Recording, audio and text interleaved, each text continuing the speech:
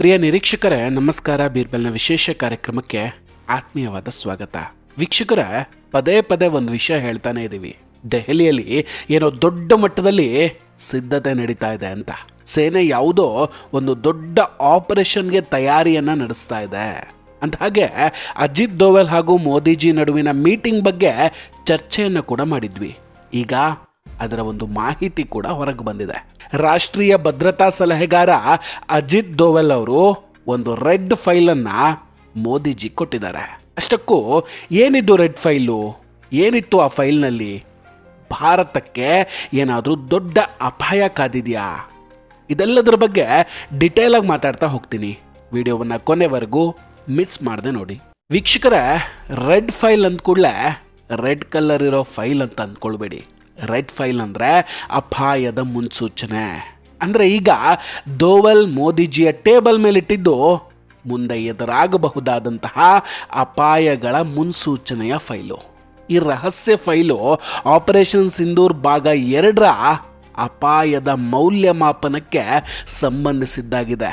ನಾವು ದಾಳಿ ಮಾಡಿದ್ರೆ ನಮಗೆ ಮುಂದೆ ಎದುರಾಗಬಹುದಾದಂತಹ ಅಪಾಯಗಳೇನು ಅನ್ನೋ ಬಗ್ಗೆ ಈ ಫೈಲ್ನಲ್ಲಿ ಡಿಟೇಲ್ ಆಗಿ ಹೇಳಲಾಗಿದೆ. ನೋಡಿ, ಅಜಿತ್ ದೋವಲ್ ಅವರೊಂದಿಗೆ ಪ್ರಧಾನಿ ನರೇಂದ್ರ ಮೋದಿ ಅವರು ಸುಮಾರು 3 ಗಂಟೆಗಳ ಕಾಲ ಸುದೀರ್ಘವಾದ ಸಭೆಯನ್ನು ನಡೆಸ್ತಾರೆ.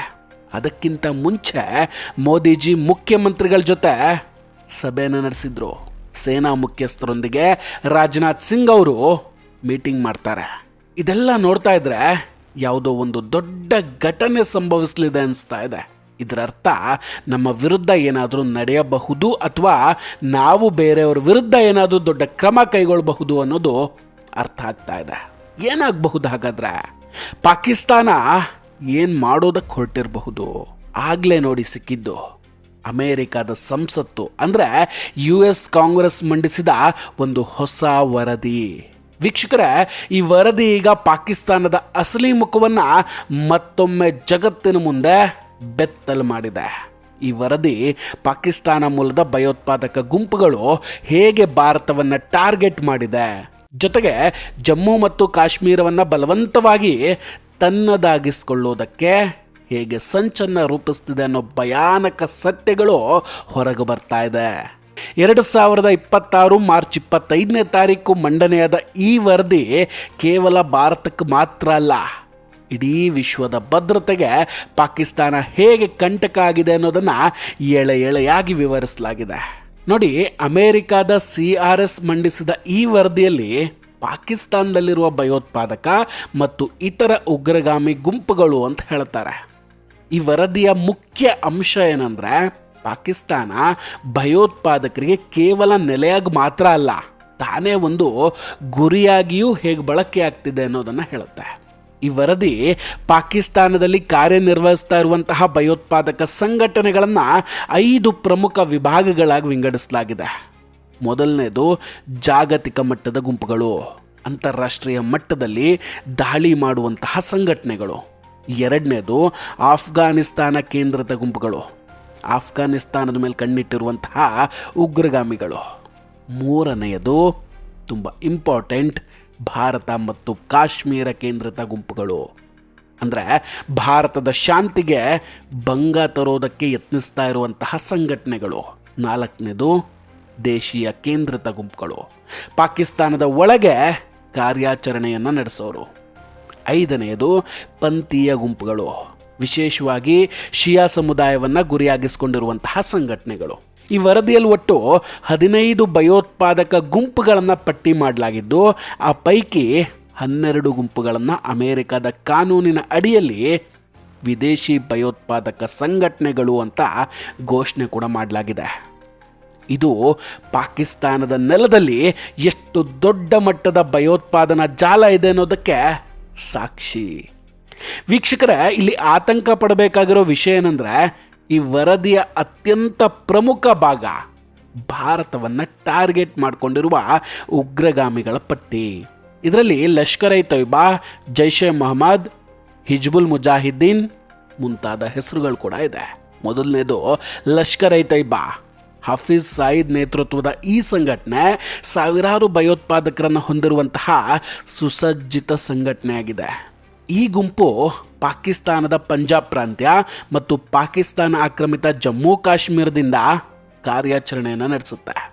ಅಂತಾರಾಷ್ಟ್ರೀಯ ನಿರ್ಬಂಧಗಳಿಂದ ತಪ್ಪಿಸಿಕೊಳ್ಳೋದಕ್ಕೆ ಇದು ತನ್ನ ಹೆಸರನ್ನೇ ಜಮಾತ್ ಉದ್ ದವಾ ಅಂತ ಬದಲಿಸ್ಕೊಂಡಿದೆ ಅಂತ ವರದಿ ಹೇಳುತ್ತೆ.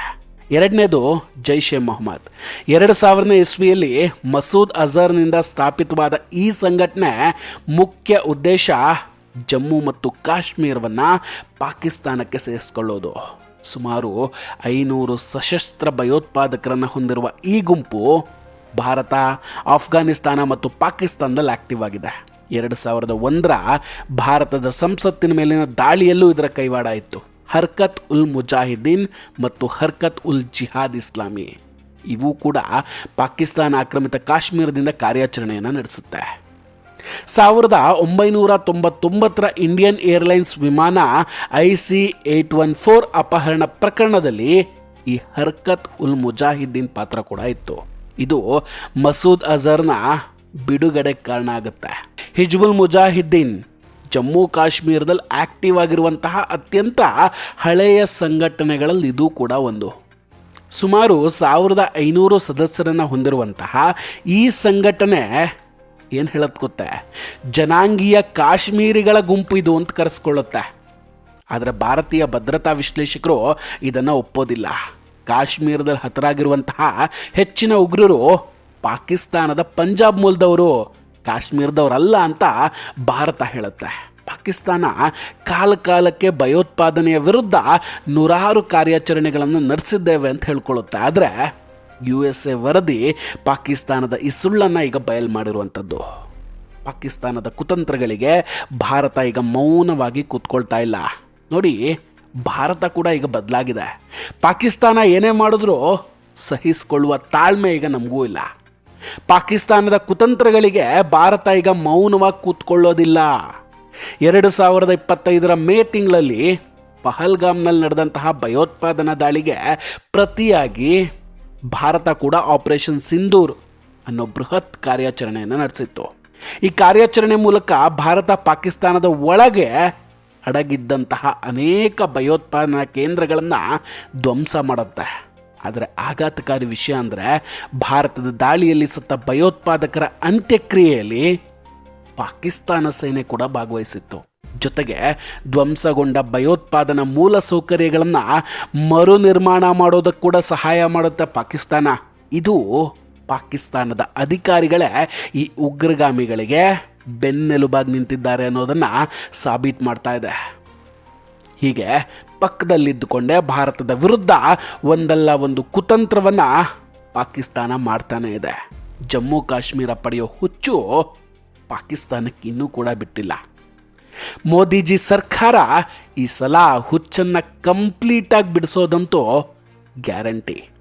ವೀಕ್ಷಕರೇ, ಇದೆಲ್ಲದರ ಬಗ್ಗೆ ನಿಮ್ಮ ಅಭಿಪ್ರಾಯ ಏನು? ದಯವಿಟ್ಟು ಕಮೆಂಟ್ ಮಾಡಿ ತಿಳಿಸಿ. ನಾವು ಕೊಟ್ಟಂತಹ ಮಾಹಿತಿಗಳು ನಿಮಗಿಷ್ಟ ಆಗಿದ್ದರೆ ವಿಡಿಯೋವನ್ನು ಲೈಕ್ ಮಾಡಿ ಹಾಗೂ ಶೇರ್ ಮಾಡಿ. ಇನ್ನೂ ಕೂಡ ನಮ್ಮ ಬೀರ್ಬಲ್ ಚಾನಲನ್ನು ಸಬ್ಸ್ಕ್ರೈಬ್ ಮಾಡಿಲ್ಲ ಅಂದರೆ ಈ ಕೂಡಲೇ ಸಬ್ಸ್ಕ್ರೈಬ್ ಮಾಡಿ ಹಾಗೂ ಬೆಲ್ ಐಕಾನನ್ನು ಕ್ಲಿಕ್ ಮಾಡಿ. ನಮಸ್ಕಾರ, ಟೇಕ್ ಕೇರ್ ಆ್ಯಂಡ್ ಬಾಯ್ ಬಾಯ್. ಮತ್ತೆ ಭೇಟಿಯಾಗೋಣ. ಜೈ ಹಿಂದ್.